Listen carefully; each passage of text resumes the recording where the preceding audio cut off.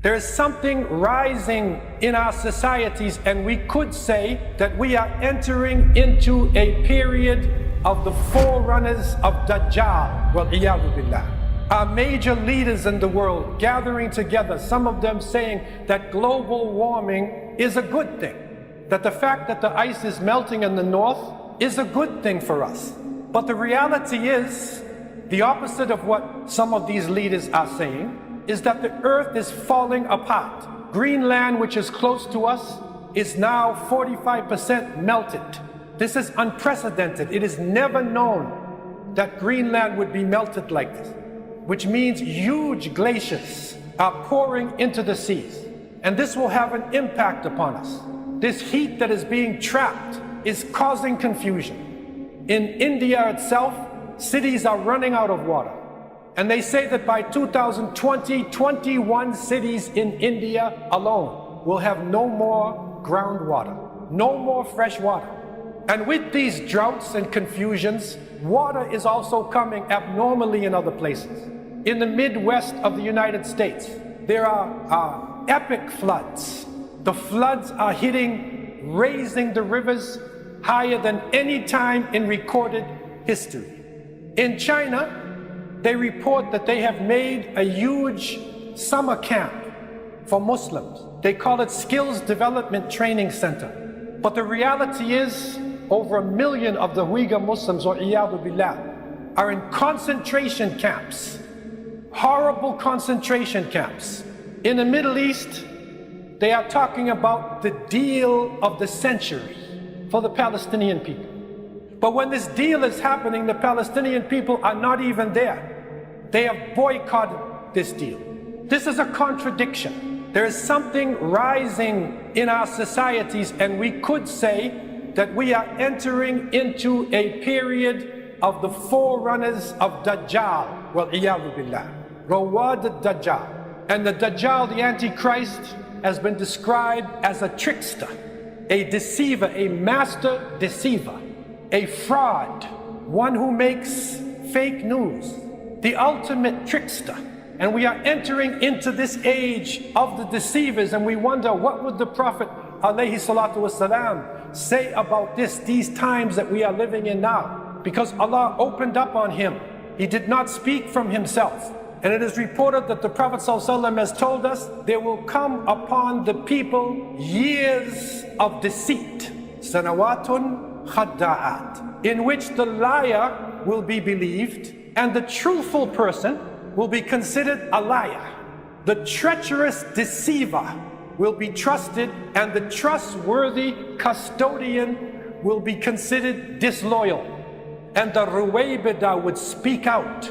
Ruwaybida would be representing and speaking. And they said, what is this Ruwaybida? He said, a rajul tafi, the most despicable, worthless person, would speak out on behalf of the masses of the people. And Sadaqa Rasulullah, this age has come. The age of deception, the age of illusions, illusion of freedom, illusion of peace, illusion of equality.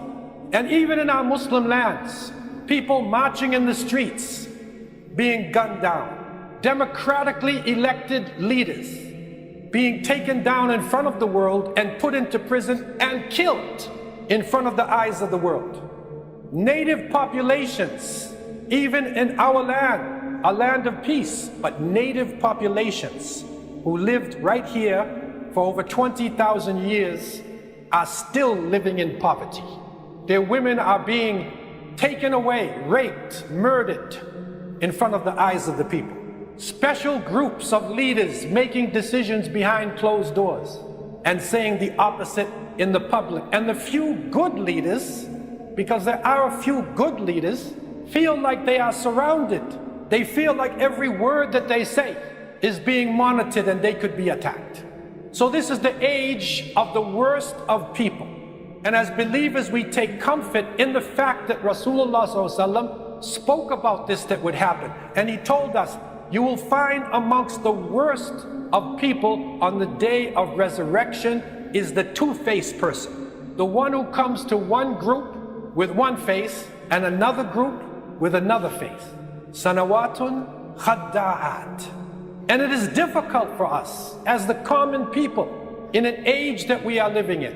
It is difficult because in the past and many times, in times of justice, the truth has power to it.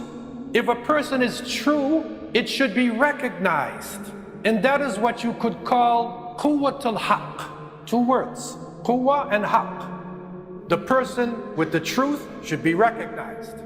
But the reality is, turn the two words around. Not quwwatul haqq, haqqal quwwa. And haqqal quwwa is might makes right. So whether the person is right or wrong, if they have the strength, then they are right. This is a deception. And we as believers need to find ourselves in this time. Because it's no longer the time where we can roll over as Muslims and hide and cry and beg for our freedom. These times have ended now. And the Prophet ﷺ spoke about this. We ultimately believe that the ultimate quwwah is with Allah subhanahu wa ta'ala. And we say, La hawla wa la quwwata illa billah. No authority, no power except with Allah. Innal quwwa lillahi jami'an. That verily all power ultimately is with Allah subhanahu wa ta'ala. But the Prophet ﷺ said something for us. And he told us, Al-mu'min al-qawi khayrun wa ahabbu ila Allah min al-mu'min al-da'if wa fi kullin khayr. He said that a strong believer is better and more beloved by Allah than a weak believer. But in both of them, there is good. There is good in both. And so on our level, at least we can strive our best and teach our children to try to be as strong as possible, committed, consistent. And this strength, the Prophet ﷺ spoke about the strength, because when most people think about strength, they think about the fist or the knife or the gun or the bomb. But the Prophet ﷺ said, Laysa shadid bisura, innama shadid alladhi yamliku nafsahu indal ghadab. The Prophet ﷺ said, the strong person is not the good wrestler, but the strong person is the one who controls himself when he's angry. Self-control. So our strength needs to be the strength of our character, the strength of our spirituality, and the strength that we need, strength of the mind to culture our knowledge, study as much as we can, study our traditions, study the sciences of this world. Ask Allah for hikmah, wisdom, because wisdom is so needed in this world that we are living in today, the time of sanawatun khadda'at. So let us try to nurture in our youth to be strong in everything they do. Strong students in school, strong at work, strong in any task that we are doing. And our unity gives us strength. If we look at Muslims not as my cousin or someone who looks like me or speaks my language, but any of the believers, then we are a large jama'ah. If we look at it tribalistically, then we are small little groups that will be taken away. And take time, greet other Muslims. Greet people who are different than you today. If you see a Muslim on the street, care about that Muslim. If you see a Muslim in trouble, then you're in trouble. If you see a Muslim feeling sad, then that sadness is also part of you. We need to pray for each other. This is a time for us. This is a time. It's a test. It has happened historically in the past. And we are coming to the ultimate test. We are coming to the age of the ultimate deceiver. And so we need to gear ourselves to this, to take up the task, even the small things, like being consistent in our prayers. Small things, like not letting haram things come into our mouth. Small things, like making sure that we are giving to our organizations. Small things, like reaching out to people in this society, non-Muslims, showing them what Islam really is.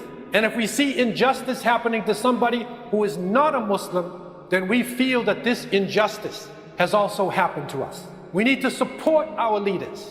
Support our leaders while they are alive and not while they have passed away. It's not enough just to say, as the leader passes away, rahimahullah. But when he was alive, when he was suffering, when he was taking the hit for our families and ourselves, What did we do? Even if it was just a prayer, any way of support, keep vigilant. Even while we are enjoying ourselves, we enjoy ourselves in an Islamic way. The Prophet ﷺ has told us that none of you will truly believe. لا يؤمن أحدكم حتى يكون هواه تبعا لما جئت به. None of you will truly believe until his desires, until his enjoyment, until his playing follows what I have brought him. So even while we enjoy ourselves, keep vigilant. Keep our eyes open as to what is happening, especially when we are in the houses of Allah subhanahu wa ta'ala. We need to pray to Allah Azza wa Jal, especially for wisdom. Hikmah, putting things in the proper place. And if we hear something of wisdom, we need to think about it. Take it in. I leave you with some of the wisdom of one of our great leaders, Amir al-Mu'mineen, Umar ibn Khattab radiallahu anhu. And Allah subhanahu wa ta'ala blessed him with a great wisdom. And blessed him with the type of spirit that we need today, that when he would walk down a narrow alley, that the evil demon shayateen would go the other way. But his wisdom, and it is reported in translation that he has said, fear Allah, for He alone lives. All other things will perish. Think about this. The one we need to fear is Allah subhanahu wa ta'ala. Everything else, every president, every prime minister, every power will perish except Allah.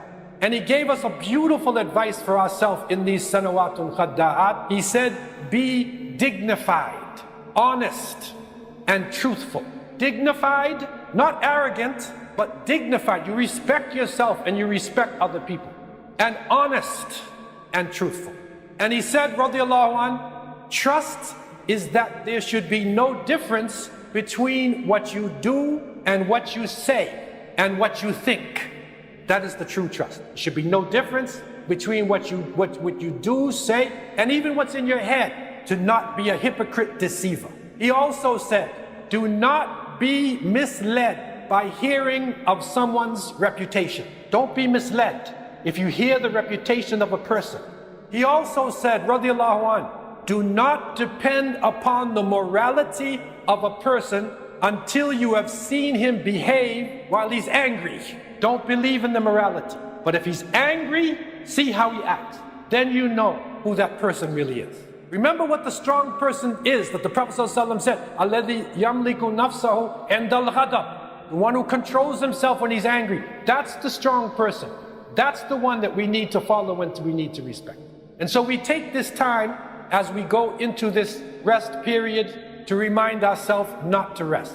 Because Allah subhanahu wa ta'ala is hayyun la yamut. Allah is alive and will never die.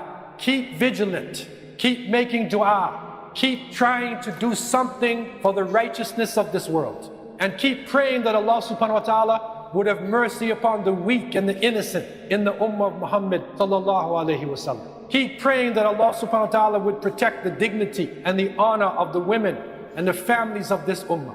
Keep praying that Allah subhanahu wa ta'ala would protect and strengthen the men of this ummah and raise up balanced leadership into our world. And keep praying that Allah subhanahu wa ta'ala would take yourself and all of us out of this world with kalima la ilaha illallah Muhammadur Rasulullah